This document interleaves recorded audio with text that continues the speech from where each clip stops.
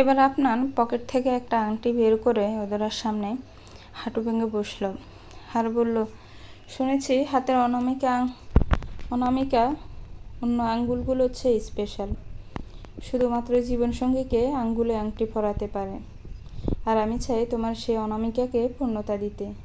তুমি কি সেই অধিকার দেবে আমাকে? আপনার বলা সব কথাগুলো অদরার মাথার উপর দিয়ে চলে গেল। অদরা বুঝতে পারছে না এখন সে কি বলবে। দিশা অদরার কাছে এসে বলল, কি ভাবছো অদরা? এখানে এত ভাবার কি আছে? আপনাকে দেখে বুঝতে পারছো না ও তোমাকে কতটা ভালোবাসে? ওর কথাগুলো শুনে বুঝতে পারছো না যে ওর প্রতিটি কথার পাকে শুধু তুমি লুকিয়ে আছো? তুমি অনেক লাকি অদরা, তুমি সেই মানুষটার ভালোবাসা জিতেছো যার ভালোবাসা জেতার জন্য আমি সারা জীবন চেষ্টা করেছি। আপনার দিকে নিজের হাতটা বাড়িয়ে দাও অদরা। দিশার কথা শুনে অদরা যেন আরও অবাক হয়ে গেল। ম্যাডাম, আপনি এসব কি বলছেন? যেটা বলছি সত্যি বলছি। আমি আপনার সাথে আমার এঙ্গেজমেন্টটা ভেঙে দিয়েছি শুধুমাত্র তোমার জন্য। আমার জন্য? হ্যাঁ অদরা, আপনাকে আমি বিয়ে করতে পারতাম, কিন্তু ওকে সেই ভালোবাসা দিতে পারতাম না যেটা ও তোমার কাছ থেকে চায়। তোমার আর আপনানের মধ্যে আর কোনো বাধা নেই অদরা, আমিও নেই। হাতটা ভাড়াও। আফনান বলল, আমি জানি না এই পৃথিবীর সব সুখ আমি তোমার পায়ে এনে দিতে পারবো কিনা, কিন্তু তোমার মুখের একটু হাসির জন্যই আফনান আর যে নিজেকে বিলীন করে দিতেও রাজি। অদরা এবার রাজিয়া বেগমের দিকে তাকালো। রাজিয়া বেগম ইশারায় অদরাকে আফনানের দিকে হাত বাড়িয়ে দিতে বললেন। অদরা নিজের বাম হাতটা আফনানের দিকে এগিয়ে দিলে আফনান অদরাকে আংটিটা পরিয়ে দেয়। অদরা আর আফনানকে দেখে উপস্থিত সবাই হাততালি দিতে লাগলো। পার্টির এক পর্যায়ে ওনা আফনানের কাছে এসে বলল, আফনান, তোর সাথে আমার কিছু কথা আছে। হ্যাঁ বল। আফনান, আজ যে এত কিছু তুই করলি, এসবের কিছুই কিন্তু এখনো চাচি জানে না। তো চাচিকে সব বলে দেওয়া উচিত। একটা কাজ কর, তুই এখনই চাচিকে ফোন দিয়ে অদরার কথাটা বলে দে। এখন কেমন করে বলবো বলতো না? আচ্ছা তুই চিন্তা করিস না, আমি সময় মতো মাকে সব কিছু বলে দেব। ওকে ওকে। ওনার চোখ এবার দিশার উপর গিয়ে পড়ল। দিশা অফিসের এক কোনায় চুপচাপ দাঁড়িয়ে রয়েছে।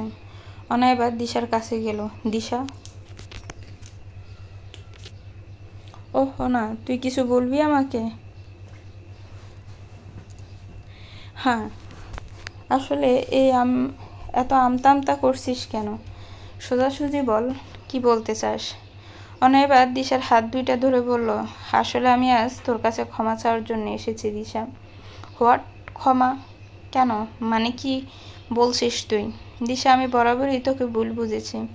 তোকে একটা জেদি আর বদমেজাজি মেয়ে বলে ভেবেছি।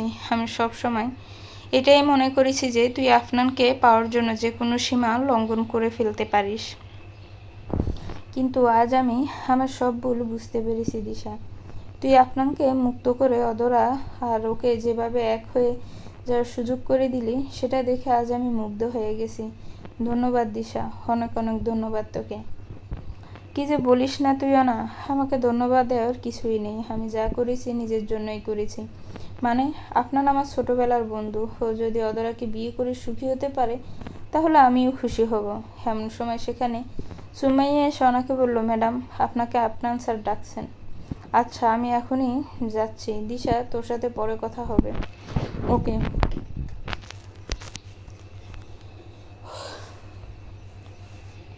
অনা আর সুমাইয়া ওখান থেকে চলে গেল। দিশার ঠোঁটে একটা বাঁকা হাসি নিয়ে সেখানেই দাঁড়িয়ে রইল।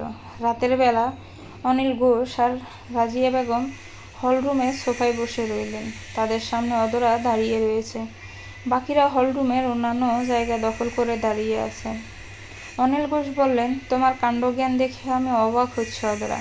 তোমার জীবনের এত বড় একটা ডিসিশন তুমি এভাবে একা একা কিভাবে নিতে পারো? রাজিয়া বেগম বললেন, একা কোথায় নিল অনিলদা? আমি তো ছিলাম ওখানে। আমার কথাতেই অদরা রাজি হয়েছিল। আপনিও বা কেমন করে এমন একটা সম্পর্কে রাজি হলেন রাজিয়া আপা? কেমন করে হলাম মানে? আমি ছেলেটাকে দেখেছি, ও ওর সাথে কথা বলেছি আমি। ছেলেটা অনেক ভালো, দেখতেও খুব সুন্দর, ধন সম্পদ সব আছে, এত বড় একটা কোম্পানির মালিকও। সবচেয়ে গুরুত্বপূর্ণ কথা হচ্ছে ছেলেটা অদরাকে অনেক ভালোবাসে।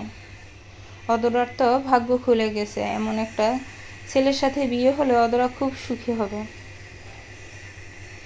মানছি ছেলেটা হয়তো সত্যিই খুব ভালো, দেখতে সুন্দর, টাকা পয়সাও বেশ আছে, কিন্তু একটা কথা আমাদের একদম ভুললে চলবে না। কি কথা?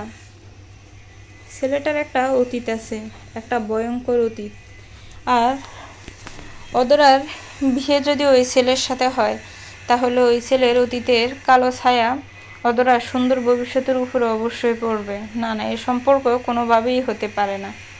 অনিলদা, কম বেশি সব মানুষের একটা করে অতীত থাকে, হয় সেই অতীতটা সুখকর, আর না হলে তা কষ্টদায়ক। কিন্তু সেই অতীতটা যেমনই হোক না কেন, মানুষ সেটা থেকে শুধু শিক্ষা লাভ করে, সেটাতে ডুবে থাকে না। কারণ মানুষ যদি তার অতীতের মধ্যেই ডুবে থাকে, তাহলে বর্তমানটা সে কখনোই উপভোগ করতে পারত না।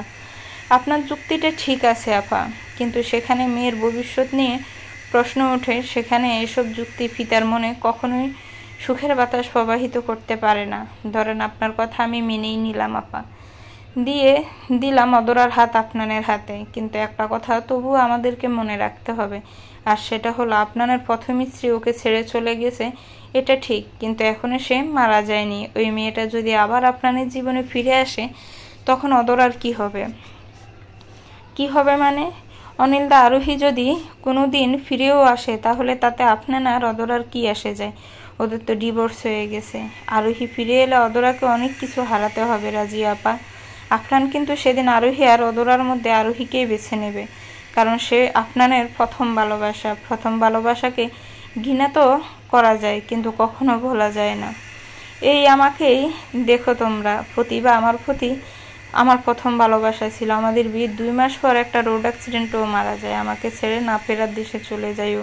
তারপর আমি আরও কোনো দিনও আমার দ্বিতীয় বিয়ের কথা ভাবিনি, আসলে ভাবতে পারিনি, কারণ প্রতিভা আমার জীবনের প্রথম ও শেষ ভালোবাসা। আমি আজও ওকে ভালোবাসি আর সারা জীবন বাসবো। তবে প্রথম ভালোবাসা থেকে ছিটকে পড়ার পরেও একসময় সে ভালোবাসা অপরের জন্য কখনো তৈরি হবে না, এমনটা ভাবাও ভুল হবে। তাই হয়তো আপনার আবার অদরাকে ভালোবাসতে পেরেছে, কিন্তু আমি একজন পিতা হয়ে কিভাবে আমার মেয়েকে একটা ডিভোর্সি ছেলের সাথে বিয়ে দেব? অদরা এবার অনিল ঘোষের পায়ের কাছে এসে বলল, তারপর বলল, বাবাই, তুমি একবার বলেছিলে আমাদের কর্ম আমাদের হাতে থাকে, কিন্তু সেই কর্মের ফল আমাদের হাতে থাকে না। আপনার হাতের ওর বিয়েটা ছিল, কিন্তু বিয়ের ফলস্বরূপ ডিভোর্সটা ওর হাতে ছিল না। ডিভোর্সি হওয়াটা যে একটা মেয়ের জন্য যে কত বড় একটা অভিশাপ, সেটা যদি তুমি জানতে, তাহলে আমার কথাগুলো আজ এভাবে আপনার পরিস্থিতির সাথে তুলনা করতে না।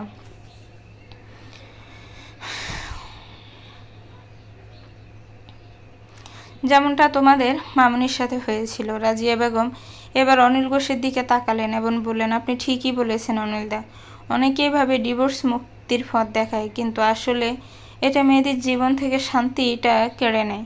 আমাদের সমাজে একটা ডিভোর্সি ছেলের অন্য অনেক মেয়ে এগিয়ে আসে, কিন্তু একটা ডিভোর্সি মেয়ের জন্য হাতে গোনা কয়েকজনই শুধু এগিয়ে আসতে পারে। সারা জীবন মেয়েটাকে লোকের কথাই শুধু শুনে যেতে হয়। কিন্তু অনিলদা, আমার সাথে যেটা হয়েছে সেটা যে অদরার সাথেও হবে তার তো কোনো মানে নেই। না আপা, অদরার সাথে যে এমন কিছু হবেই তার কোনো নিশ্চয়তা নেই, কিন্তু এমনটা যে হবে না তারও কোনো গ্যারান্টি নেই। অদরা বলল, বাবাই, খুব ছোটবেলায় আমি আমার বাবাকে হারিয়ে তোমাকে পেয়েছিলাম।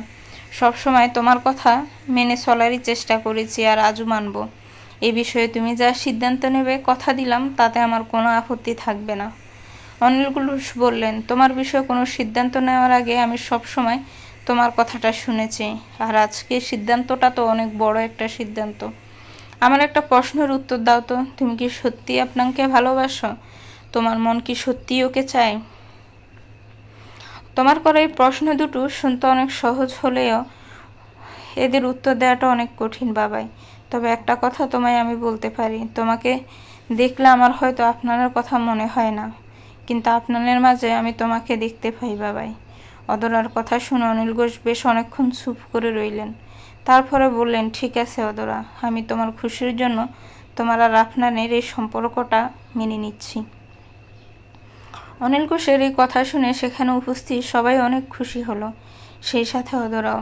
আফনানকে বলো ওর মায়ের সাথে আমি আর তোমার মামুনি দেখা করতে চাই। ওকে, বাবাই।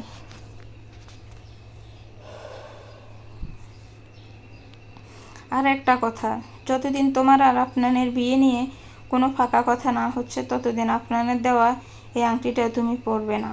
ঠিক আছে বাবাই, যেমনটা তুমি বলবে। রাত অনেক হয়ে গেছে, এবার সবাই ঘুমাতে যাও।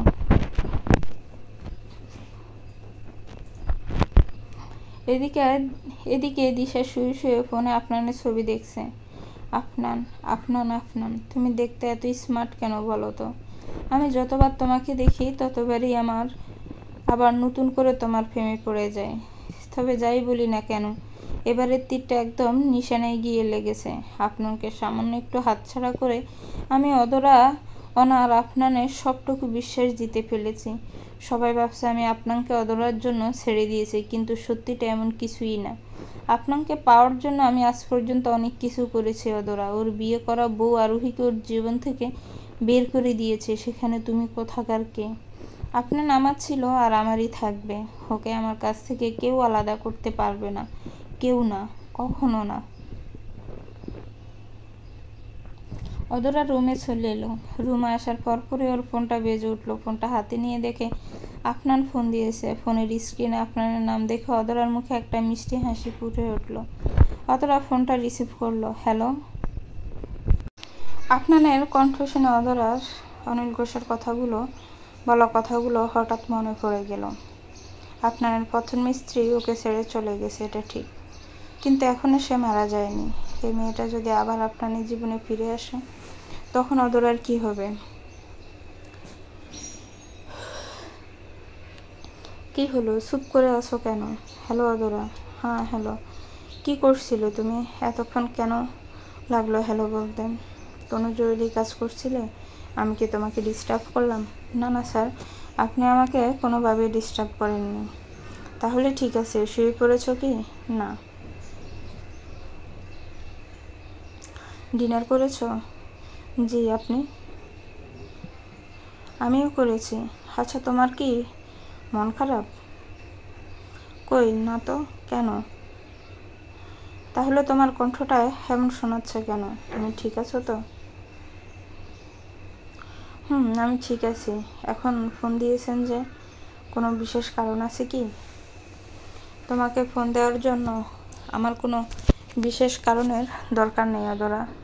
তুমিই তো এখন আমার বেঁচে থাকার কারণ হয়ে গেছো।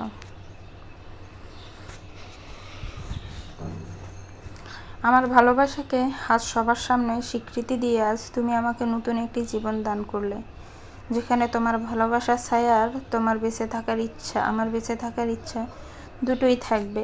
যদি সত্যি আমি আপনাকে নতুন একটি জীবন দান করে থাকি, তাহলে আমি এখন আপনার কাছে একটা জিনিস চাইব, আর আপনি সেটা আমাকে দেবেন। বলুন, দেবেন তো?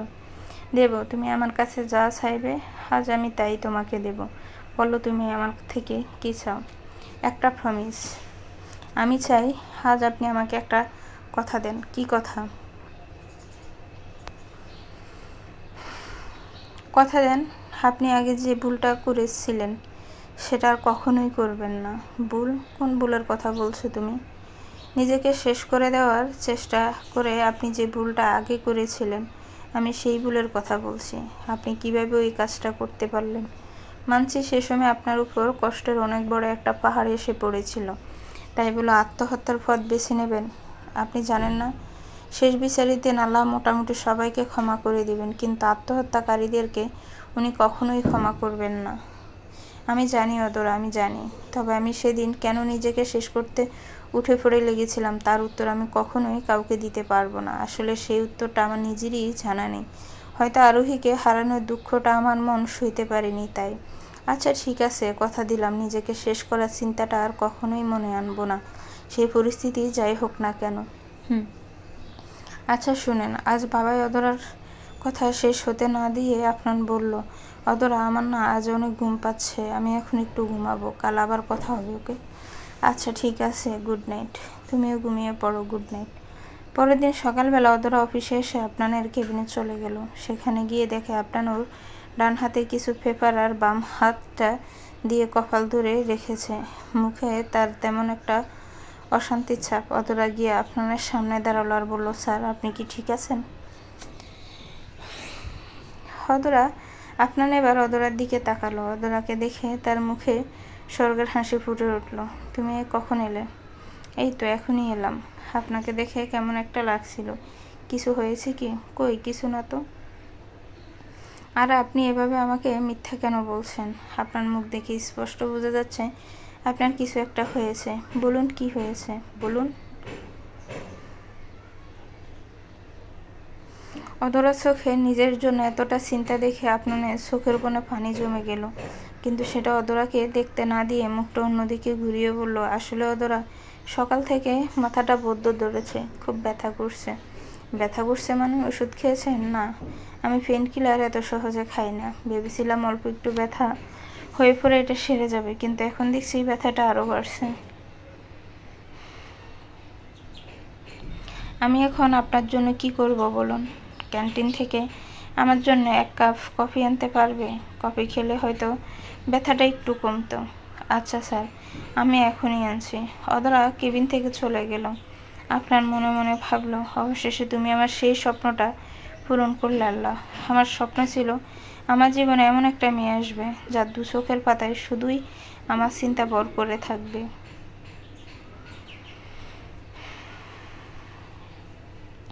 আরোহী আমার জীবনে এসে তো ছিল, কিন্তু ওর চোখে আমি আমার জন্য কখনো কোনো ভাবনা দেখিনি। হে আল্লাহ, আমার জীবনে অধরাকে পাঠানোর জন্য তোমাকে অনেক অনেক ধন্যবাদ। তোমার কাছে আমার আর একটাই প্রার্থনা, অধরাকে আমার কাছ থেকে কোনো দিনও কেড়ে নিও না। এমন কোনো পরিস্থিতি কখনো সৃষ্টি করো না যার কারণে অধরা আমার থেকে দূরে চলে যায়। কখনো তৈরি করো না এমন কোনো পরিস্থিতি। কিছুক্ষণ পর অধরা 1 কাপ কফি নিয়ে আপনার কেবিনে এলো। কাপটা আপনার দিকে এগিয়ে দিয়ে বলল, স্যার আপনার কফি। অধরার হাত থেকে কফির কাপটা নিল আপনার। থ্যাংক ইউ, কিন্তু একটা কাপ কেন আনলে? তোমার জন্য 1 কাপ নিয়ে আসতে, দুজনে একসাথে বসে কফি খেতাম। আসলে স্যার আমার এখন একটু কাজ আছে, আপনি কফিটা খেয়ে নেন, আমি একটু পরে আবার আসবো। ওকে। আপনার কেবিন থেকে বেরোনোর সাথে সাথে অধরা দিশার সাথে দেখা হয়ে গেল। দিশা হাতে একটা ফাইল নিয়ে আপনার কেবিনে যাচ্ছিল।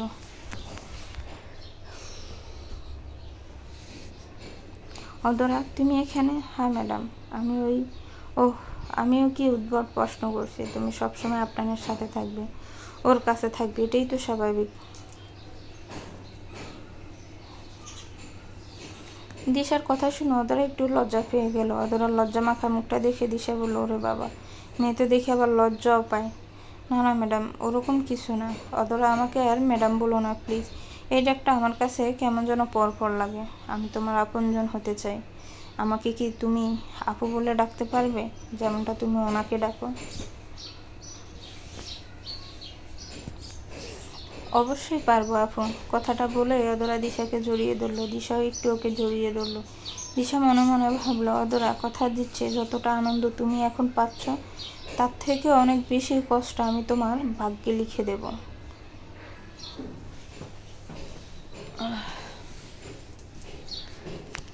সন্ধ্যাবেলা অধরা নিজের ব্যাগটা নিয়ে ওর কেবিন থেকে বেরোতে যাবে, এমন সময় আপনার সেখানে এলো। স্যার, আপনি কোনো কাজ ছিল আমার কাছে? না, তুমি তো এখন বাসায় যাচ্ছ তাই না? জি। চলো আজ আমি তোমাকে তোমার বাসায় দিয়ে আসি। না না স্যার, আপনাকে এত কষ্ট করতে হবে না, আমি অফিসের গাড়িতে করে চলে যাব। কষ্ট? তোমাকে বাসায় পৌঁছে দেব, এতে আমার কি করে কোনো কষ্ট হতে পারে? ভালোবাসার মানুষকে ভালোবাসা দিয়ে আগলে রাখতে কখনো কারোর কষ্ট হয় না। চলো অধরা। আর কোনো আপত্তি করলো না। পার্কিং প্লট থেকে আপনার গাড়ি বের করলো। তারপর অধরা গিয়ে আপনার পাশের সিটে বসলো। কি হলো স্যার? চলুন। আপনার এবার অধরার দিকে ফিরে বলল, কাল তুমি আমার কাছে একটা প্রমিস চেয়েছিলে আর আমি তোমাকে সেটা দিয়েছিলাম। এখন আমি যদি তোমার কাছে কিছু চাই তাহলে সেটা কি তুমি আমাকে দেবে? আমার সাধ্যের মধ্যে থাকলে অবশ্যই দেব স্যার। আমি তোমার কাছে এখন যেটা চাইবো সেটা তোমার সাধ্যের মধ্যেই আছে। কথাটা বলে আপনার অদরার একদম কাছে চলে এলো। আপনাকে নিজের এত কাছে দেখে অদরা একটু ভয় পেয়ে গেল, তবু আপনার চোখ থেকে চোখ সরালো না। অদরা, আমি চাই আজ থেকে তুমি আমাকে আপনান এবং তুমি বলে ডাকো।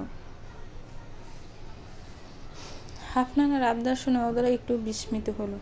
জানি আপনি খুব সম্মানজনক একটা স্বপ্ন, কিন্তু এর সাথে কিছুটা দূরত্ব মিশে থাকে। আমি তোমার কাছ থেকে সম্মান চাই, তোমার ভালোবাসা চাই, কিন্তু আমাদের মধ্যে কোনো রকমের দূরত্ব চাই না। আমি চাই যেভাবে আমি তোমাকে নাম ধরে ডাকি, তুমিও ঠিক সেভাবেই আমার নাম ধরে ডাকবে। কি হলো, চুপ করে আছো কেন? কিছু বলো। একটা কথা বলুন তো, আরোহী কি আপনাকে তুমি করে বলতো? অদরার এমন প্রশ্ন শুনে আপনার যেন আকাশ থেকে পড়লো। আপনার মনে পড়ে গেল আরোহীর সাথে বন্ধুত্ব করার দিনটার কথা। সেদিনও আপনার আরোহীকে বলেছিল ওকে তুমি করে বলতে। কি হলো, কি ভাবছেন? অদরার কথায় আপনার হুঁশ ফিরল। অদরা, সব আপনির মধ্যে যেমন অপরিচিত ভাবটা লুকিয়ে থাকে না, ঠিক তেমনি সব তুমির মধ্যে ভালোবাসাটা লুকিয়ে থাকে না। হ্যাঁ, আরোহী আমাকে তুমি করে বলতো, কিন্তু ওর সেই ডাকের মধ্যে দূরত্বের ছাপটা বেশি ছিল। কিন্তু তুমি যদি আমাকে তুমি করে বলো, তাহলে তার মধ্যে তুমি শুধু ভালোবাসাটাই খুঁজে পাবো। যাই হোক, এসব বিষয়ে তোমাকে আমি জোর করব না। যদি তুমি ইচ্ছা হয় তো বলতে পারো। অনেক কথা বলে ফেললাম, দেরি হয়ে যাচ্ছে, যাওয়া যাক এবার। আপনার এবার গাড়ি চালানো শুরু করলো। সারা রাস্তায় অদরা আর আপনার একে অপরের সাথে আর কোনো কথা বললো না। কিছুক্ষণ পর আপনার অদরার বাড়ির সামনে এসে গাড়ি থামালো। তোমার বাসায় এসে গেছি, নামো। অদরা নামতে গিয়েও নামলো না। কি একটা ভেবে আপনানের বাম হাতের উপর নিজের ডান হাতটা রাখলো। অদরার এমন কাজে আপনার অবাক হয়ে অদরার দিকে তাকালো। অবাক হচ্ছ কেন? যাকে ভালোবাসি, যাকে আপনজন ভেবে তুমি করে বলি, তার হাতটা তো ধরতেই পারি, তাই না? অদরার কথা শুনে আপনার মুখে হাসি ফুটে উঠল। নিজের আনন্দটাকে সামলাতে না পেরে আপনার অদরাকে জড়িয়ে ধরল। Thank you Adora, thank you very much. Adora আপনাকে একটু সরিয়ে দিয়ে বলল, আমি সবসময় চেষ্টা করব তোমার সব কথা মেনে চলার, আর তার জন্যই আমি তোমাকে তোমার নাম ধরে ডাকবো, তুমি করে বলবো। এবার আসি। দাঁড়াও 1 মিনিট। আপনার এবার গাড়ির পিছন সিট থেকে একটা বক্স বের করলো। বক্সটা সুন্দর করে র্যাপ করা। বক্সটা অদরার দিকে এগিয়ে দিয়ে বলল, এটা তোমার জন্য। কি আছে এতে? নিজেই খুলে দেখো।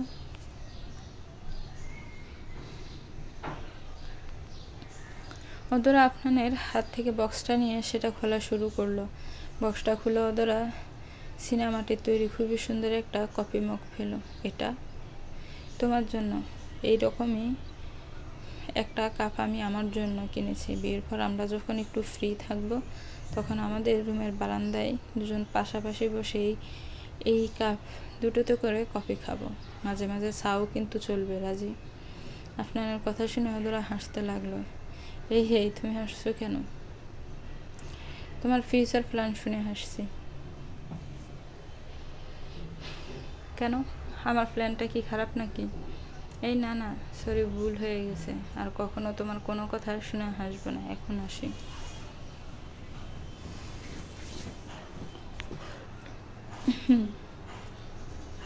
বন্ধুরা গাড়ি থেকে নেমে বাড়ি চলে গেল। কিছুক্ষণ পর আপনারও সেখান থেকে চলে গেল। রাত 2টা বেজে 42 মিনিট। অদরা গভীর ঘুমে নিমগ্ন। এমন সময় ওর ফোনটা বেজে উঠল। ফোন, এখন ওই সময় কে ফোন দিচ্ছে? ভালো লাগে না।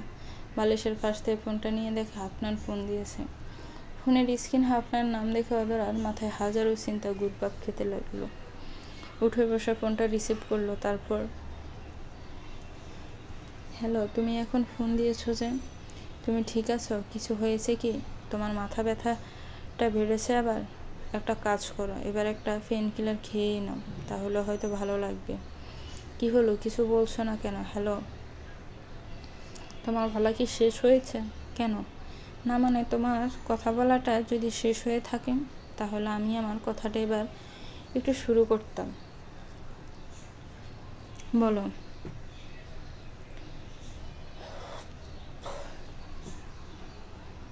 আমি ঠিক আছি, সুস্থ আছি, শুধু তোমাকে অনেক মিস করছিলাম, তাই ফোন দিয়েছি। আপনার কথা শুনে অদরা তো পুরো বোকা বনে গেল। আচ্ছা, তুমি কি করছিলাম রাত 3টার সময় মানুষ নামের জীবরা যা করে আমিও সেটাই করছিলাম। ওহ, তাই নাকি? তা কি করে এই মানুষ নামের জীবগুলো এখন? ঘুমায় আর কি। ও, কিন্তু আমি তো এখন ঘুমাচ্ছি না, তাহলে আমি কি মানুষ না? কি যা তা বলছো তুমি? আচ্ছা, ফোন রাখছি। না না ওদরা, ফোন রেখো না। জানো আমি এখন কি করছি?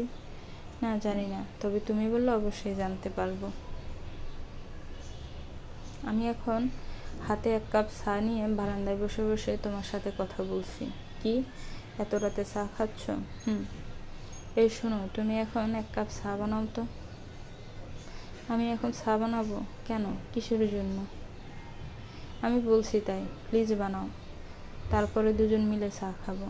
তোমার মাথা ঠিক আছে? এখন রাত প্রায় 3টা বাজে, এখন আমি চা বানাবো? হ্যাঁ বানাবে, না হলে কিন্তু আমি খুব রাগ করব, আর কথা বলবো না তোমার সাথে, আমি বলে দিলাম। আচ্ছা থাক, তোমাকে আর রাগ করতে হবে না, আমি চা বানাতে যাচ্ছি, তুমি 5 মিনিট পরে ফোন দিও, ওকে?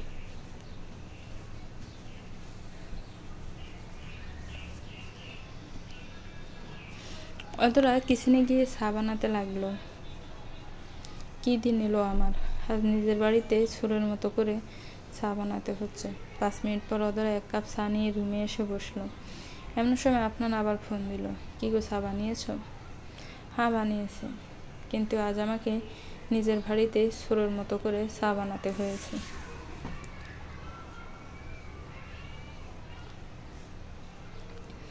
আরে এভাবে বলছো কেন? প্রেমে পড়লে এসব একটু করতে হয়। হয় বলছে তোমাকে। আচ্ছা চলো এবার চা খাই। আপনার আর অদরা ফোনটা কানে ধরে চা খেতে লাগলো। আপনার বললো, কি হলো, খাও? খাচ্ছি তো। কোথায় খাচ্ছ? আমি তো বুঝতে পারছি না। এই সত্যি করে বলো তো, তুমি কি আদৌ চা বানিয়েছ? অদ্ভুত তো, সত্যি আমি চা বানিয়েছি আর খাচ্ছিও। আচ্ছা একটা কাজ করো, জোরে জোরে আওয়াজ করে চা খাও, তাহলে আমার মনে হবে যে তুমি আমার পাশে বসে চা খাচ্ছ। কি, জোরে জোরে আওয়াজ করে চা খাবো? না না, আওয়াজ করে খাবার খাওয়া আমার মোটেও পছন্দ না, আমি পারবো না। পারবে না তো? ঠিক আছে, আমি ফোন রাখছি, আর কখনো আমি তোমার সাথে কথা বলবো না। তোমার কাছে আমার ইচ্ছা সত্যি কোনো দাম নেই। না, এমন কিছুই না, কিন্তু জোরে জোরে আওয়াজ করে চা খেলে আমার কেমন একটা লাগবে।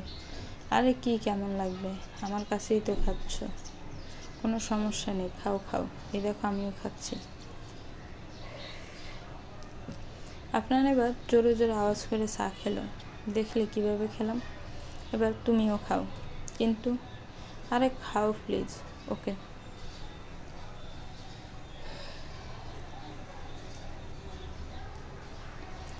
অদূরা এবার জোরে জোরে আওয়াজ করে চা খেলো, খুব ভালো। এবার মনে হচ্ছে আমি আর তুমি পাশাপাশি বসে চা খাচ্ছি। অতটা আর আপনার এভাবে জোরে জোরে আওয়াজ করে চা খেতে লাগলো, আর তার সাথে প্রেমালাপ তো আছেই। পরের দিন বিকেলবেলা আপনার অফিস থেকে অদরাকে নিয়ে আজ একটি পার্কে এসেছে। পার্কের এক কোণায় তারা একটা বেঞ্চে বসে রয়েছে। আপনার, আমরা এখানে কেন এসেছি? কেন আবার প্রেম করতে? হ, তোমাকে একটা গুড নিউজ দেওয়ার ছিল অদরা। বলো। আর মাত্র 16 দিন পর আমি তোমাকে বিয়ে করব, ঠিক সেদিন যেদিন আমার আর দিশের বিয়ে হওয়ার কথা ছিল। বাসায় বিয়ে নিয়ে সব গোছগাছ প্রায় শেষ, আর কিছুদিন পর ডেকোরেশনের লোকজনও চলে আসবে, সব কিছু আবার নতুন করে সাজানো হবে। সেসবের সাথে আমার জীবনটাও আবার নতুন রূপে সাজবে। তুমি সত্যি আমাকে বিয়ে করবে? হ্যাঁ, আমি ভালোভাবে বাঁচতে চাই অদরা। আরোহী চলে যাওয়ার পর আমার জীবনটা সেখানেই থেমে গিয়েছিল। সেই থেমে যাওয়া জীবনের গতি আনতে চাই আমি তোমাকে আমার জীবনের সঙ্গিনী করতে চাই, তোমাকে সাথে নিয়ে সুখের সাগরে ডুবে যেতে চাই। আপনার কথা শুনে অদরার মনে এক শান্তির বাতাস বয়ে গেল। আপনার বাম বাহুটাতে জাপটে ধরে আপনার কাঁধের উপরে মাথাটা রাখল। কাল তোমাকে সাথে নিয়ে আমার বাসায় যাব। কেন? তোমার সাথে মায়ের পরিচয় করিয়ে দেব। মা এখনো তোমার কথা জানে না। তারপরের দিন মা চাচিকে তোমার মামুনি আর বাবাইয়ের কাছে পাঠাবো আমাদের বিয়ে নিয়ে কথা বলতে। আপনার কাঁধ থেকে মাথা উঠে অদরা আপনার দিকে তাকিয়ে বলল, মা চাচি। হ্যাঁ অদরা, তুমি যেমন আমার জীবনে পূর্ণতা এনে দিয়েছ, ঠিক তেমনি ভাবে আমার পরিবার তোমার জীবনের একাকিত্বটাকে মেটাবে। তুমি মা পাবে, চাচি পাবে, ওনার মতো একটা বোন পাবে, আর আর আমার আর একটা লাভিং, কেয়ারিং ও রোমান্টিক হাজবেন্ড পাবে, মানে আমাকে পাবে। আপনার কথা শুনে অদরা বাঁকা চোখে ওর দিকে তাকালো। অদরা সাহনি দেখে আপনার বলল, কি বিশ্বাস হচ্ছে না আমার কথা? দাঁড়াও, একবার বিয়েটা হতে দাও, তারপর তোমাকে দেখাবো আমি কতটা রোমান্টিক। আরে ওসব দেখানোর কি আছে? আমি কি কিছু বলেছি? বলিনি তো। বলনি, কিন্তু কেমন করে যেন তাকাচ্ছিলে। সে যাই হোক, শোনো, এবার আপনার গল্পে জড়িয়ে নিয়ে বসলো। সেখানে আছে আকাশের কথা, বাতাসের কথা, প্রেমের কথা, ভালোবাসার কথা। গল্পের এক পর্যায়ে আপনার অদরার দিকে তাকালো। সে দেখলো অদরা অন্যমনস্ক হয়ে বসে আছে। তার চোখ দিয়ে ফোঁটা ফোঁটা অশ্রু পড়ছে। সেই অশ্রুর কারণ অদরা চোখের কাজল একটু লিপটে গেছে। অদরা, অদরা। অদরার ডাকে এবার আপনার ডাকে অদরার এবার হুঁশ পেরে। কি হলো তোমার? কাঁদছো কেন? আপনার কথা শুনে অদরা তাড়াতাড়ি করে হাত দিয়ে চোখ দুটি মুছে ফেলল। এতে করে চোখের কাজল আরও ছড়িয়ে গেল। আপনার পকেট থেকে রুমাল বের করে অদরা ছড়িয়ে যাওয়া কাজলগুলো খুব আলতো করে মুছে দিল। কি হয়েছে বলো তো? তুমি কাঁদছিলে কেন? ও কিছু না। কিছু না মানে? বলো কি হয়েছে? আসলে আপনার আজ আমার চারিদিকে এত সুখ এসে জমা হয়েছে যে আমার চোখের পানি আর থেমে থাকতে পারলো না। আমি এই অল্প সময়ে অনেক কিছু পেয়েছি, যা পাওয়ার স্বপ্ন আমি কখনো দেখিনি। আচ্ছা, আপনার এত সুখ আমার ভাগ্যে সইবে তো? আল্লাহ আবার এসব কিছু আমার কাছ থেকে কেড়ে নেবেন না তো? না অদরা, আল্লাহ কখনো এমনটা করবেন না। তোমার সুখ তোমারই থাকবে। অদরা এবার অনিল ঘোষের বলা সেই কথাগুলো আবার মনে পড়ে গেল। আরোহী ফিরে এলে অদরাকে অনেক কিছু হারাতে হবে। আপনার কিন্তু সেদিন আরোহী আর অদরার মধ্যে আরোহীকেই বেছে নেবে, কারণ সে আপনার প্রথম ভালোবাসা। আপনার, তুমি কখনো আমাকে ছেড়ে যাবে না তো? আজীবন আমার সাথে থাকবে তো তুমি? অবশ্যই থাকবো অদরা। কোথায় যাব আমি? না, তুমি আমাকে কথা দাও যে আমরা সারা জীবন একসাথে থাকবো।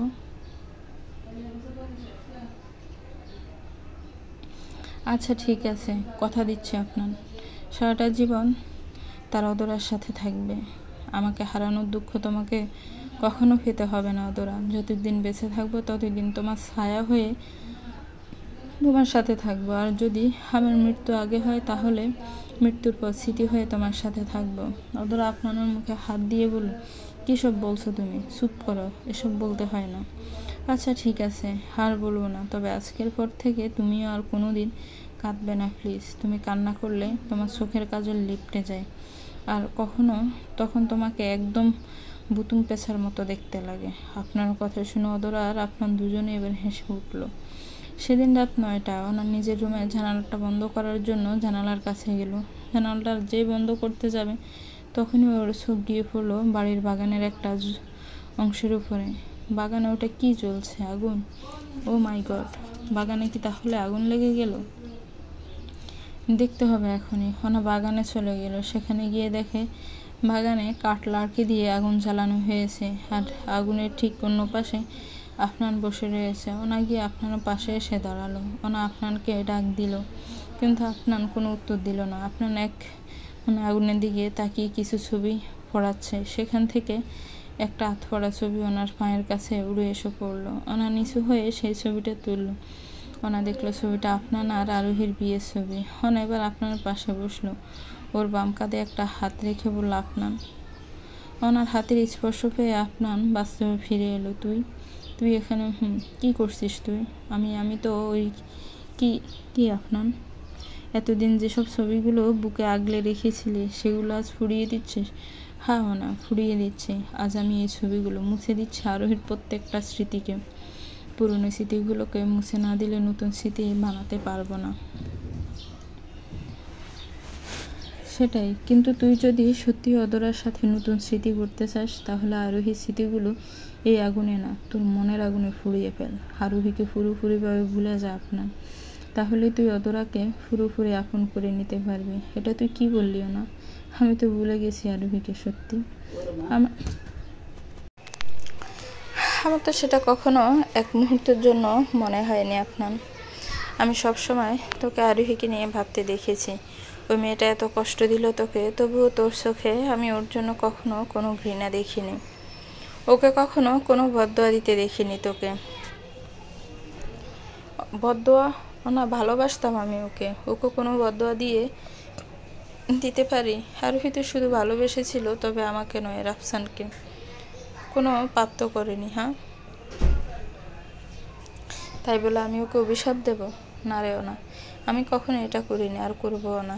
আমি তো বরং আল্লাহর কাছে আরও দোয়া করি যেন আরোহী রাফসানের সাথে সারাটা জীবন সুখী থাকে, কোনো দুঃখ যেন ওদেরকে ছুঁতে না পারে। আপনার কথা শুনে ওনার কিছু বলল না, আপনাকে শুধু জড়িয়ে ধরলো। আপনারও আনাকে জড়িয়ে ধরলো। জানিস আপনার, আমি সত্যি খুব লাকি তোর মতো একটা ভাই পেয়েছি বলে। তোকে দেখে আমার সত্যি খুব গর্ব হয়।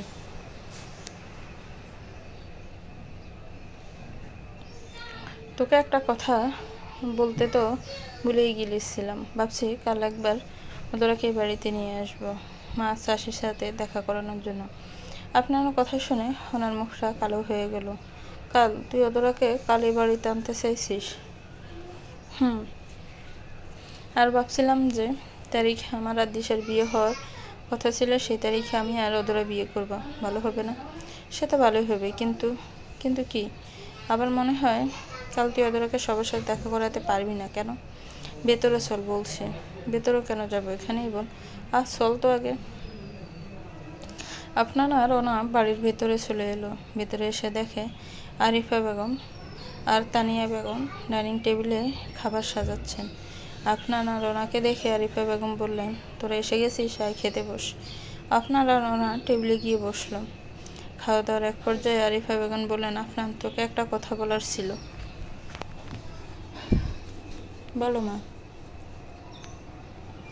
তোকে কাল পরশুর মধ্যে হংকং যেতে হবে। হংকং? কিন্তু কেন মা? মিস্টার বড়ুয়া হংকংয়ে আমাদের কোম্পানি সেটেল করার জন্য পারমিশন পেয়ে গেছেন। কিছু লিগ্যাল অ্যাক্টিভিটিস আছে, সেগুলো আমাদের মধ্যে কেউ একজনকে যে কমপ্লিট করে আসতে হবে। আমি তো যেতে পারবো না, আর ওনারও সে দেশে একা একা যাওয়া ঠিক হবে না, তাই তোকেই যেতে হবে।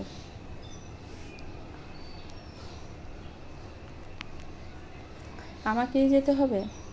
হ্যাঁ, তোর বাবা চাচার স্বপ্ন ছিল আমাদের কোম্পানিটা একদিন দেশের গণ্ডি পেরিয়ে বিদেশের বুকে স্থান নেবে। তাদের সেই স্বপ্ন সত্যি হতে চলেছে। আচ্ছা, তোর কি কোনো সমস্যা যেতে? সমস্যা? না না মা, আমার কোনো সমস্যা নেই। আচ্ছা ঠিক আছে, খেয়ে দিয়ে তোর ব্যাগ গুছিয়ে নে, কাল ভোরেই তোর ফ্লাইট। বড় ফ্লাইট মানে? টিকিট কখন কাটা হলো? সেটা আমি আজ সকালেই কেটে রেখেছিলাম। সামনেই তো তোর বিয়ে, যত তাড়াতাড়ি সেখানে যাবি তত তাড়াতাড়ি ফিরে আসতে পারবি। আর ভালো কথা, সেখানে গিয়ে কোম্পানির জমিতে অফিস তৈরির কাগজটা শুরু করে দিয়ে আসিস। আপনার মরামন নিয়ে বলল, ওকে মা। অনেকবার ফিস করে আপনাকে বলল, আমি এই কারণেই বলছিলাম যে কাল তুই ওদেরকে বাসায় আনতে পারবি না। রাতের খাবার শেষ করে আপনার ঘরে চলে এলো। ঘরে এসে ফোনটা নিয়ে বারান্দায় চলে গেল। অদরাকে ফোন দিলে অদরা ফোনটা রিসিভ করে হ্যাঁ বলো। আমাকে ক্ষমা করে দাও অদরা। মানে?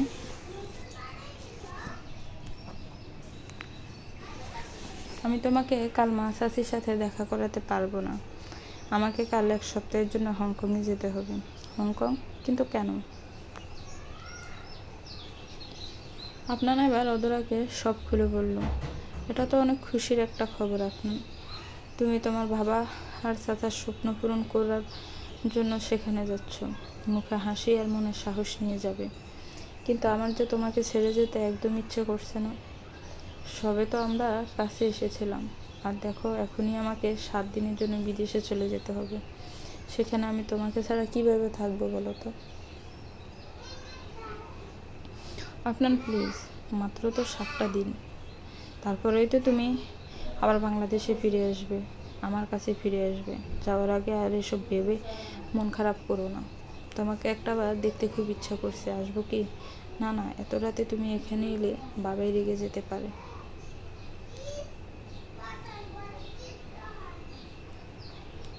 মানে তোমার সাথে দেখা না করেই আমাকে চলে যেতে হবে? কাল ভোরেই তো আমার ফ্লাইট। তাতে কি হয়েছে আপনার? তুমি আমার সাথে দেখা করো বা না করো, আমি সব সময় তোমার সাথে থাকবো। যখন তুমি আমাকে মিস করবে, তখন তোমার চোখ দুটো বন্ধ করে আমার কথা ভাববে, দেখবে তুমি আমাকে তোমার পাশেই পাবে।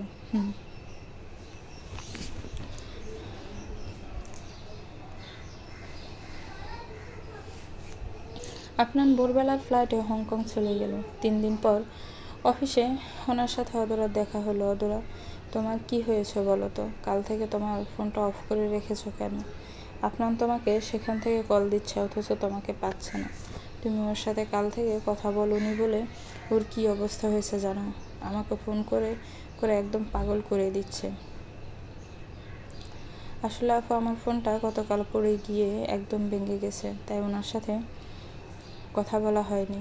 ও বুঝলাম। আচ্ছা শোনো, তুমি আমার ফোন দিয়ে আপনার সাথে একটু কথা বলো। ও তোমার সাথে কথা বলবে বলে ওয়েট করছে। না না আপু, এখন থাক, আমি ওনার সাথে পরে কথা বলে নেব।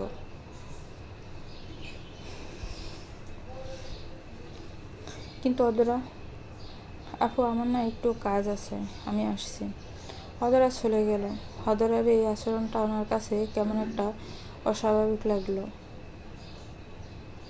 4 দিন পর আজ সকালে ফ্লাইটে করে আপনার দেশের দিকে রওনা দিয়েছে। আপনার দেশে ফিরে বাসায় না গিয়ে আগে অফিসে এলো। অফিসে ঢুকতে গ্রাউন্ড ফ্লোরে আপনার সাথে দেখা হয়ে গেল অদরার সাথে। অদরাকে দেখে আপনার ওকে বেশ শক্ত করে জড়িয়ে ধরলো, পাগলের মতো করে বলতে থাকলো, অদরা অদরা, তুমি ঠিক আছো তো? কদিন পর তোমাকে দেখছি, কত চেষ্টা করেছি তোমাকে ফোন দেওয়ার। কি তোমার ফোনটা অফ ছিল? কত চেষ্টা করেছি তোমার সাথে যোগাযোগ করার, কিন্তু তুমি আমার সাথে কথা বলোনি। কেন কথা বলোনি? তুমি আমার সাথে কি হয়েছে তোমার? আমি কি কোনো ভুল করেছি? আমার উপরে কি রাগ করে আছো তুমি? এই কি হলো, কিছু বলো। হয়দরা এবার আপনাকে জোরে একটা ধাক্কা দিয়ে নিজের থেকে দূরে সরিয়ে দিল। কি করছেন কি আপনি? আমাকে এভাবে জড়িয়ে ধরার অধিকার আপনাকে কে দিয়েছে? অদরার এমন আচরণে আপনার সহ সেখানকার সবাই অবাক হয়ে গেল। আপনার অদরার দিকে এগোতে এগোতে বলল, এসব কি বলছো তুমি অদরা? কেন এসব বলছো?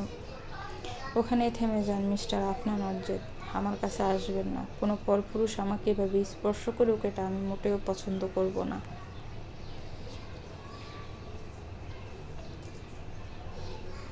দাঁড়িয়ে যান মিস্টার আর্জেদ, ওখানেই দাঁড়িয়ে যান। আমার কাছে আসবেন না। কোনো পরপুরুষ আমাকে স্পর্শ করুক, এটা আমি মোটেও পছন্দ করব না। অদরা, তুমি এসব কি বলছো? তোমার মাথা ঠিক আছে?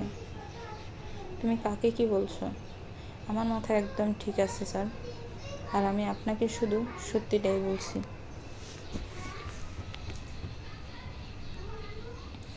এটা কেমন সত্যি অদরা?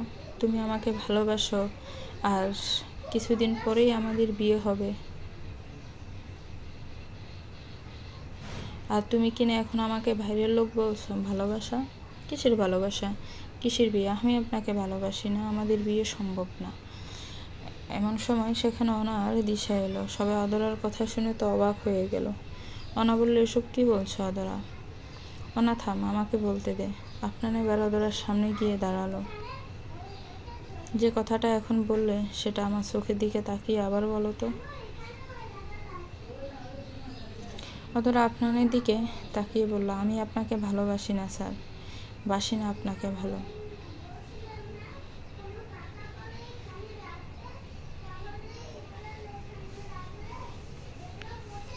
আমি বিশ্বাস করি না, তুমি মিথ্যা বলছো। তুমি আমাকে ভালোবাসো অদরা, খুব ভালোবাসো। যদি ভালো না বাসতে তাহলে সবার সামনে আমি যখন তোমাকে প্রপোজ করলাম তখন তুমি হ্যাঁ বলতে না।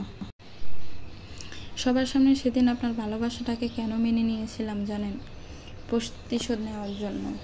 অধরার মুখ থেকে প্রতিশোধ শব্দটা শুনে আপনার মুখ হা হয়ে গেল। দিশা অধরার সামনে এসে বলল, প্রতিশোধ? ও মাই গড, অধরা তুমি কিসের প্রতিশোধ নেওয়ার জন্য এমনটা করলে বলো? আমার অপমানের প্রতিশোধ নেওয়ার জন্য এমনটা করেছি। অনা বলল, অপমান? তোমাকে কবে অপমান করা হলো অধরা? ভুলে গেলেন আপু? আপনারা সবাই ভুলে গেলেন সেই ঘটনা। বেশ, তাহলে আমি আবার মনে করিয়ে দিচ্ছি। বেশ কিছুদিন আগে স্যারের কেবিনের ফাইল সেলফ থেকে একটা ফাইল নামাতে গিয়ে আমি স্টেয়ার থেকে নিচে পড়ে যাই, কিন্তু আমার কোথাও লাগেনি, কারণ আপনার স্যার তখন আমাকে বাঁচিয়েছিলেন। তবে প্রকৃতপক্ষে সেদিন স্যার আমার জীবন বাঁচাননি, আমার উপরে, আমার চরিত্রের উপরে সবার আঙ্গুল তোলার একটা সুযোগ করে দেন। আর তার সুবাদেই দিশা আপু আমাকে অনেক কথা বলেছিল সেদিন, মনে আছে আপু? কিন্তু অধরা আমি তো সত্যিটা তখন জানতাম না, তাই ওই কথাগুলো তোমাকে বলেছিলাম। কিন্তু পরে যখন আমি সত্যিটা জানি, তখন তো তোমার কাছে আমি ক্ষমা চেয়ে নিয়েছিলাম, আর তুমি আমাকে ক্ষমাও করে দিয়েছিলে। তাহলে কেন এই প্রতিশোধ? হ্যাঁ আপু, আমি আপনাকে ক্ষমা করে দিয়েছিলাম, কিন্তু আমি সে সময় স্যারকে ক্ষমা করিনি। স্যার সেই পরিস্থিতি সত্যিটা জানতেন, তবুও তিনি সবার সামনে চুপ করেছিলেন, একটা কথাও বলেননি। স্যারকে সে সময় চুপচাপ দাঁড়িয়ে থাকতে দেখে আমি তখনই মনে মনে ঠিক করে নিই যে এর একটা প্রতিশোধ আমি ঠিক নেব, কিন্তু কিভাবে নেব সেটা বুঝতে পারছিলাম না। একদিন হসপিটালে অনা আপু আমাকে স্যারের অতীত জীবনের কথা বলে, আরোহীর প্রতারণার কথা বলে, আর তার কিছুদিন পর স্যার আমাকে এখানে প্রপোজ করেন। আমি জানতাম কোনো মানুষের এমন জায়গায় যদি দ্বিতীয়বার আঘাত করা হয়, সেখানে তার আগে একবার খুব বাজেভাবে লেগেছে, তাহলে সে কাজটা কোনো প্রতিশোধের থেকে কম হয় না। আর স্যারের মনে সে জায়গা, সেখানে আমার একবার আঘাত করলে আমার প্রতিশোধ নেওয়া হয়ে যেত। আর আমি আজ সেটাই করেছি, আপনার সাথে ভালোবাসার নাটক করে আপনার মনটাকে আবার ভেঙেছি। অধরা মাথা নিচু করে এই কথাগুলো বলছিল। সবাই ওর কথা শুনে থ হয়ে দাঁড়িয়ে রইল, কিন্তু আপনার অধরার কোনো কথাই বিশ্বাস করল না। আপনার অধরার কাছে এসে ওর দুই হাতের বাহু ধরে বলল, মিথ্যা, সব মিথ্যা, তুমি যা বলছো সব মিথ্যা বলছো অধরা, এটা আমি জানি, কিন্তু কেন বলছো এটাই বুঝতে পারছি না। কেন এমনটা বলছো অধরা? কেন এমনটা করছো তুমি? তুমি কি আমার উপরও কোনো কারণে রেখে আছো? এই বলো, কি করেছি আমি? আমি সূর্যকে চন্দ্র বলে আর চন্দ্রকে সূর্য বলে মানতে রাজি। আমি জ্বলন্ত কয়লার উপর দিয়ে হেঁটে যেতে রাজি, এই ত্রিভুবনের সংসার ছাড়তেও আমি রাজি, কিন্তু এটা কখনোই মেনে নিতে পারবো না যে আমার অধরা আমাকে ভালোবাসে না। তুমি আমার সাথে এতদিন ভালোবাসার নাটক করেছো, এই কথাটা আমার জীবন থাকতে আমি কখনো বিশ্বাস করতে পারবো না। কি করে বিশ্বাস করি বলো তো? আমি তোমার চোখে ভালোবাসা দেখেছি, আমার জন্য ভালোবাসা দেখেছি আমি। আপনি ঠিকই দেখেছেন স্যার, আমার চোখে সত্যিই ভালোবাসা লেখা আছে, তবে সেটা আপনার জন্য নয়, আহাতের জন্য। আমি আহাতকে ভালোবাসি। অধরার কথা শুনে আপনার ওর বাহু থেকে হাত সরিয়ে নিল। আহাতকে তো নিশ্চয়ই চেনেন, আপনারই খুব কাছের বন্ধু যে আমাকে দেখতে এসেছিল। হ্যাঁ, আমি ওনাকেই ভালোবাসি, আর বিয়ে করার হলে ওনাকেই করব, আপনাকে কখনো না। কথাগুলো বলে অধরা সেখান থেকে চলে গেল। অধরার এই শেষ কথাগুলো শুনে আপনার হাত পা ঠান্ডা হয়ে গেল। ওর মস্তিষ্ক যেন চিন্তা করাই বন্ধ করে দিল। তবে কি আবার একবার আপনার ঠকে গেল? অধরাকে থামানোর জন্য আপনার বাইরে চলে এলো। এসে দেখা অধরা একটা সিএনজিতে কেবল উঠতে যাচ্ছে। আপনার তাড়াতাড়ি করে ওর কাছ গিয়ে ওকে থামালো। আপনি আবার এখানে কেন এলেন? সব কিছু তো বলেই এলাম ভেতরে, আর কি শুনতে চান?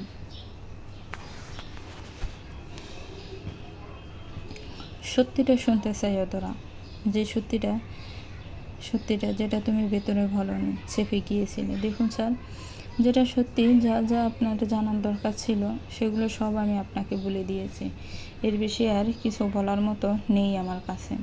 অধরা এবার ওর ব্যাগ থেকে একটা আংটির বক্স বের করলো, সেটা আপনার হাতে দিয়ে বলল, আপনার দেওয়া সেই আংটিটা এর মধ্যে আছে, এটা আমার কোনো কাজের না, অন্য কোনো মেয়েকে দেখে ফুরিয়ে দেবেন। আর হ্যাঁ, আপনি চাইলে আমাকে এই চাকরি থেকে বের করে দিতে পারেন, আমার কোনো অসুবিধা হবে না। আসি। অধরা ওই সিএনজিতে বসে চলে গেল। আপনারও ওই সিএনজির পেছন পেছন যেতে চাইল, কিন্তু অনায়াসে ওকে থামিয়ে দিল। অনা, কি করছিস কি? হাত ছাড় আমাকে, আমাকে অদরার কাছে যেতে দে। ছাড়। না আপনার, তুই এখন আমার সাথে বাসায় যাবি, চল। না, আমি এখন অদরার কাছে যাব, আমার অনেক কিছু জানার আছে। না, ছাড় আমাকে।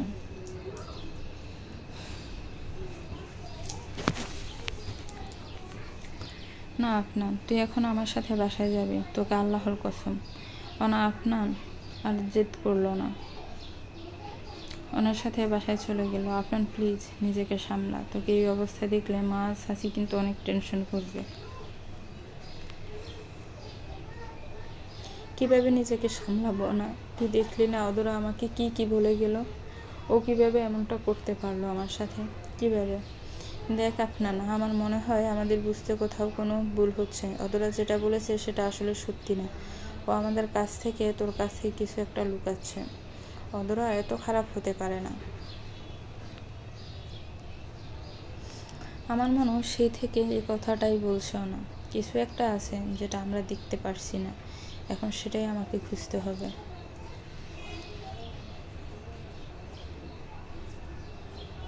কথা বলতে বলতে ওনার আপনার বাড়ির সদর দরজায় এসে দাঁড়ালো। ওদেরকে দেখে তানিয়া বেগম দরজার কাছে ছুটে এলেন। কই গো আরিফা, তাড়াতাড়ি এদিকে এসো, আপনার বাসায় এসে গেছেন। কেমন আছিস আপনার? ওখানে সব ঠিকঠাক ছিল তো? জি চাচি, সব ঠিক ছিল। এমন সময় সেখানে আরিফা বেগম এলেন। আপনাকে দেখে ওকে জড়িয়ে ধরে বললেন, কতদিন পর আবার তোকে দেখছি আপনার, তুই ঠিক আছিস তো? হ্যাঁ মা, আমি ঠিক আছি। কোথায় ঠিক আছিস? এই কয়দিনে কত চিকন হয়ে গেছিস তুই, খাওয়া দাওয়া একদম করিস নি, তাই না? না মা, তেমন কিছু না। তানিয়া বেগম বললেন, কি হয়েছে আপনার? তোর মুখটা এমন শুকনো দেখাচ্ছে কেন? কিছু হয়েছে কি? না না তো চাচি, কিছু হয়নি। আসলে অনেক লম্বা একটা জার্নি করলাম তো, তাই একটু এরকম দেখাচ্ছে। আমি একটু ফ্রেশ হয়ে আসি। আচ্ছা যা। আপনার ওর রুমে চলে গেল। রাত 9টার দিকে আপনার ফোনে একটা আননোন নাম্বার থেকে কল এলো। আপনার বেশি কিছু না ভেবে কলটা রিসিভ করলো। হ্যালো, কে বলছেন? আমি জেরিন, অদরার ফ্রেন্ড। জেরিন, হ্যাঁ বলো, কি হয়েছে? আসলে স্যার, আপনাকে এটা বলার জন্য ফোন করেছি যে অদরা কাল অফিসে যেতে পারবে না। কেন, কি হয়েছে ওর? হ্যাঁ, মানে ওর একটু জ্বর হয়েছে। ওর জ্বর হওয়ার খবর শোনা মাত্রই আপনার অনেক উত্তেজিত হয়ে গেল। জ্বর হয়েছে মানে? হঠাৎ করে জ্বর কেন হলো? সন্ধ্যা পর্যন্ত তো ঠিকই ছিল। কেন হয়েছে, কিভাবে হয়েছে, সেসব কথা না হয় এখন থাক স্যার। অদরা কাল অফিসে যেতে পারবে না, ওর একটু ছুটির দরকার, এটা জানানোর জন্যই ফোন দিয়েছিলাম। আপনি প্লিজ কিছু মনে করবেন না।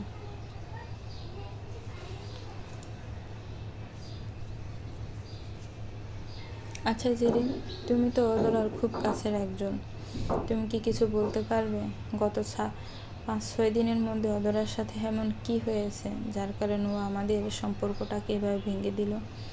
স্যার, আমাকে মামনি ডাকছে, আমি না হয় আপনার সাথে পরে কথা বলবো, এখন ডাকছি। জেরিন, অদরার খেয়াল রাখো।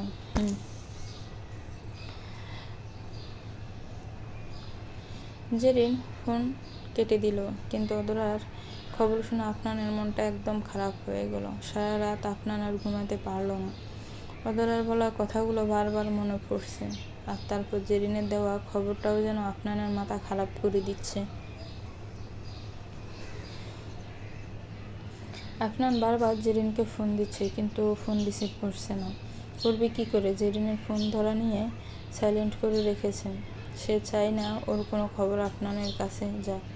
জেরিন তো প্রথমেই লুকিয়ে লুকিয়ে আপনাকে অদরার জ্বরের কথাটা বলেছিল। পরের দিন সকালবেলা ফজরের আজান দিচ্ছে চারিদিকে। এমন সময় আপনার একটা সাদা পাঞ্জাবি পরে গাড়ি নিয়ে প্রথমে মসজিদে গেল। সেখান থেকে ফজরের নামাজটা আদায় করে গাড়ি নিয়ে অদরার বাড়ির দিকে গেল।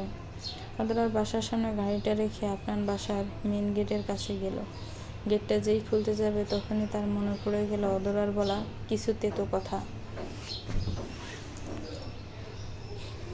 আমার কাছে আসবেন না, কোনো পরপুরুষ আমাকে স্পর্শ করে এটা আমি মোটেও পছন্দ করব না।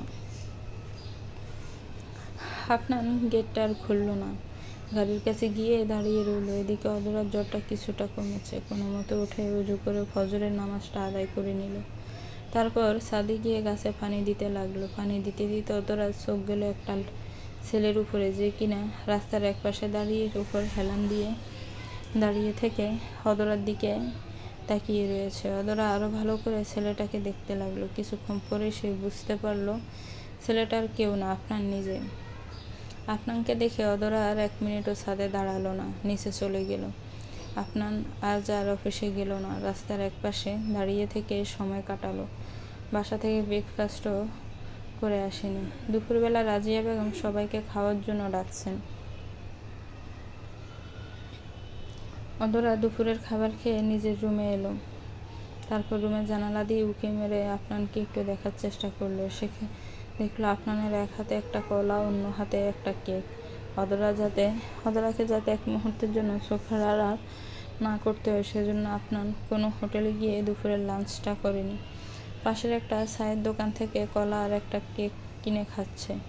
এমন সময় সেই রুমে জেরিন এসে অদরাকে বলল, কিরে, কেমন লাগছে তোর? আপনার স্যারকে আজ এই অবস্থায় দেখে তোর তো খুব আনন্দ হচ্ছে, তাই না?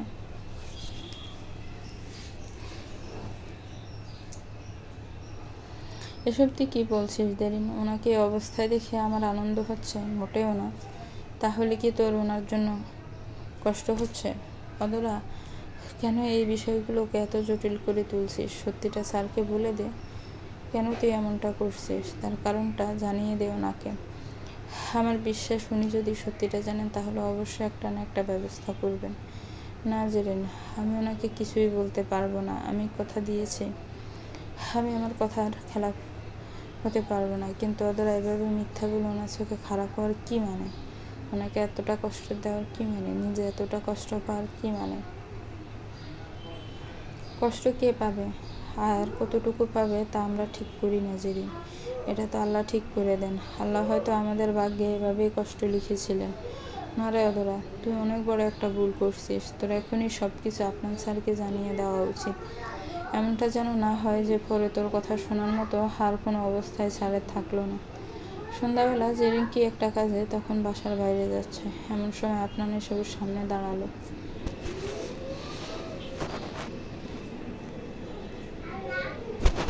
আপনি? অদরা, এখন কেমন আছে? জ্বর কমেছে কি? জি, এখনও ভালোই আছে। কথাটা বলে আপনার পাশ কাটিয়ে জেরিন চলে যেতে লাগলো। কিন্তু আপনার ওকে আবার থামিয়ে দিয়ে বলল, জেরিন, আমার একটা কাজ করে দেবে প্লিজ? কি কাজ? আজ আমার সাথে একবার অদরার দেখা করিয়ে দিতে পারবে প্লিজ? শুধু একবার। সরি স্যার, এটা সম্ভব না। অদরা আপনার সাথে এখন কোনোভাবেই দেখা করবে না। ও কাল অফিসে যাবে। আপনার যা বলার তখন বলবেন ওকে। ওকে। আচ্ছা, আমার সেই প্রশ্ন উত্তরটা কি এখন দেওয়া যাবে জেরিন?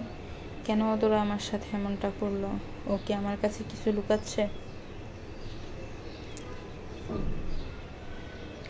জেরিন আপনার চোখের দিকে তাকিয়ে হা হয়ে গেল। আপনার চোখ দুটো শুধুই প্রশ্নে ভরা।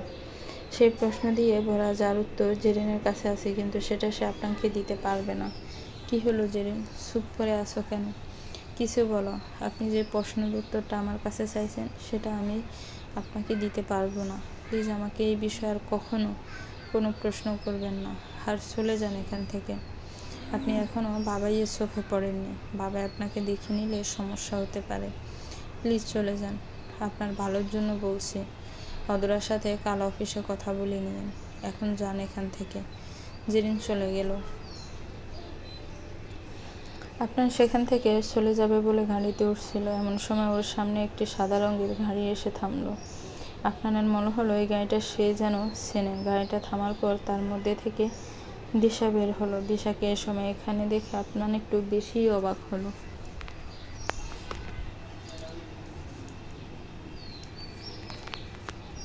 গাড়ির দরজাটা বন্ধ করে দিশার কাছে গিয়ে বলল, তুমি এখানে? তুমি তো আর সারাদিন অফিসে আসোনি। ওনার কাছে একটু আগে ফোন দিয়েছিলাম তোমার একটু খবর নেওয়ার জন্য, কিন্তু আমায় বললো তুমি নাকি আজ সারাদিন বাসায়ও যাওনি। তখন আমার মাথায় এলো তুমি হয়তো অদরার কাছে এসেছো, আর এখানে এসে দেখি আমি যা ভাবছিলাম সেটাই ঠিক, তুমি অদরার কাছেই আজ সারাদিন ছিল। আপনার একটা লম্বা নিঃশ্বাস ফেলে বলল, না দিশা, আমি সারাদিন এখানেই ছিলাম, এটা ঠিক, কিন্তু অদরার সাথে এক পলকও দেখা করতে পারিনি। জানো দিশা, ওর আজও অনেক জ্বর হয়েছিল, কিন্তু তবুও আমাকে একটা বারের জন্য ওর সাথে দেখা করতে দিল না। আমি বুঝতে পারছি না অদরার হঠাৎ করে কি এমন হলো যার দরুন ও এতটা পাল্টে গেল। আমার বিদেশ যাওয়ার আগ পর্যন্ত তো সব ঠিকঠাক ছিল। তাহলে আপনার তোমাকে একটা কথা বলতে খুব ইচ্ছে করছিল, যদি তুমি কিছু মনে না করে তাহলে বলতাম। বলো। আপনার আমার মনে হয় তোমাকে একবার অদরাকে বাজিয়ে দেখা উচিত। বাজিয়ে দেখা উচিত মানে কি বলতে চাইছো? অদরার এমন ব্যবহারে আমিও অনেক অবাক হয়েছি আপনার। অদরার কথাগুলো এখনো বিশ্বাস করতে পারছি না। ও তোমাকে ভালোবাসে না, এতদিন ভালোবাসার নাটক করছিল। এসব কিছু কেমন একটা গুলিয়ে যাচ্ছে। তাই আমার মনে হয় তোমাকে অদরার একটা পরীক্ষা নেওয়া উচিত। যদি এই পরীক্ষায় তুমি জিতে যাও তাহলে অদরাকে সারা জীবনের জন্য পেয়ে যাবে। কেমন পরীক্ষা? ভালোবাসার পরীক্ষা আপনার।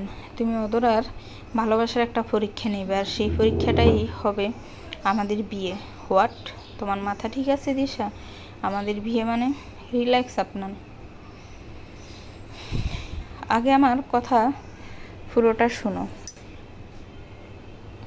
আমাদের এই বিয়ে 1 সপ্তাহ পরে না, 2-3 দিনের মধ্যেই হবে। আর আমাদের বিয়ের সব দায়িত্ব তুমি অদরাকে দেবে। তোমার বলা কোনো কাজ ও টালতে পারবে না, তাই ও অবশ্যই তোমার বিয়ের সব ব্যবস্থা নিজের হাতে করবে। তোমার কথার আমি কিছুই বুঝতে পারছি না দিশা। আপনার একটা মেয়ে সব সহ্য করতে পারে, কিন্তু তার ভালোবাসার মানুষ তারই সামনে অন্য কারোর হয়ে যাক, এটা সে কোনোদিনও মেনে নিতে পারবে না। অদরা যদি সত্যিই তোমাকে ভালোবাসে তাহলে অবশ্যই আমাদের এই বিয়েটা আটকানোর চেষ্টা না করলেও তোমাকে কিছু তো বলবে। আমি তোমার প্ল্যানটা বুঝতে পেরেছি দিশা, কিন্তু এর বিপরীতটা যদি হয় তাহলে? আপনার আমাদের বিয়েটা একটা নাটক, আর এটা নাটকই থাকবে। আমি কথা দিচ্ছি তোমায়, অদরা যদি তোমাকে সত্যিই ভালো না বাসে, যদি এই নাটকটাকে না আটকায়, তাহলে সেটা আমি নিজেই আটকে দেব। এতটুকু বিশ্বাস তোমার আমায় করা উচিত আপনার। আচ্ছা ঠিক আছে, তোমার সব কথাই তো শুনলাম, এবার আমাকে এই বিষয়ে একটু ভাবতে দাও। আমি ভেবে তোমাকে পরে জানাবো। ওকে। আপনার দিশার কাছে থেকে বিদায় নিয়ে বাড়ি চলে গেল। এদিকে দিশা তো মনে মনে বেশ খুশি হলো। ও যা যা প্ল্যান করছিল ঠিক তাইতেই তো হচ্ছে। আপনার বাড়ি এসে আরিফা বেগমের ঘরের দিকে গেল। আরিফা বেগম তখন রুমে বসে দিশার জন্য গহনা দেখছিলেন। আপনার ঘরের দরজায় নক করে বলল, মা আসবো? আপনার কণ্ঠ শুনে ওদিকে না তাকিয়ে আরিফা বেগম বললেন, আয় আপনার, ভেতরে আয়। সারাদিন কোথায় ছিলে তুই? আজ খেতেও আসিসনি বাসায়। কতবার ফোন করেছি তাও ধরিসনি। ওনাকে জিজ্ঞাসা করছিলাম তো, তাও বললো তুই নাকি কোনো জরুরি কাজ করতে গিয়েছিলি। এখন বল কোথায় ছিলি তুই? আপনার আরিফা বেগমের কোনো কথার উত্তর দিল না। বেডে উঠে ওনার কোলে মাথা রেখে শুয়ে পড়ল। আরিফা বেগম আপনানের এমন কাজ দেখে একটু অবাক হয়ে গেলেন, সেই সাথে একটু চিন্তিতও হলেন, কারণ তিনি খুব ভালো করেই জানেন আপনার যখন খুব মন খারাপ থাকে বা কোনো কিছু নিয়ে অনেক টেনশন করে, তখন একটু শান্তি পাওয়ার জন্য সে তার মায়ের কোলে মাথা রাখে। আরিফা বেগম আপনার চুলে বিলি কেটে দিতে লাগলেন। কি হয়েছে আপনার? হঠাৎ এসে শুয়ে পড়লে যে? সব ঠিক আছে তো? আপনার খুব ইচ্ছা করছে অদরার কথা ওর মাকে জানিয়ে দিতে, কিন্তু কি বলবে ও? ভালোবেসে আবার ঠকে গেছে, এটাই বলবে? সব ঠিক আছে মা, শুধু আমি ঠিক নেই। কেন, কি হয়েছে তোর?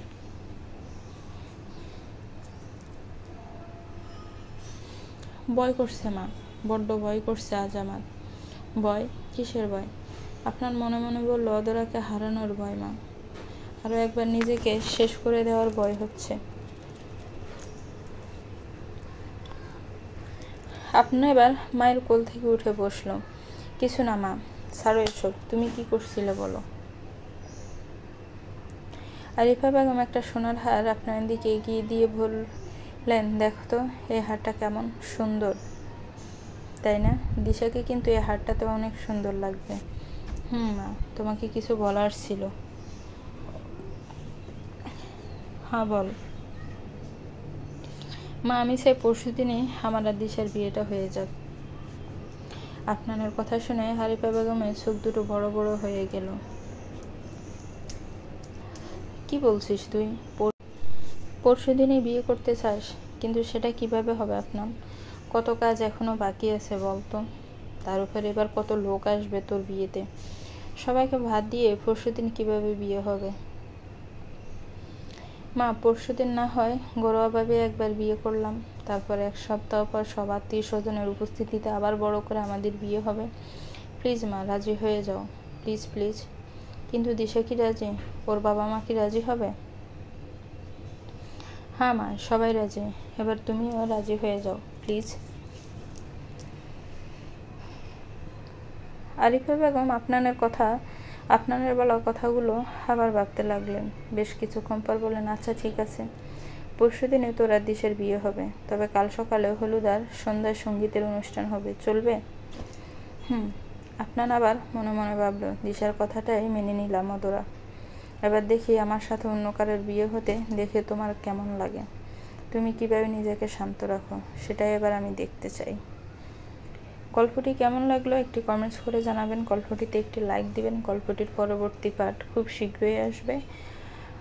আর আমার চ্যানেলটাকে সাবস্ক্রাইব করে পাশে থাকবেন। যারা অলরেডি সাবস্ক্রাইব করে রেখেছেন তাদেরকে অসংখ্য অসংখ্য ধন্যবাদ। আসসালামু আলাইকুম।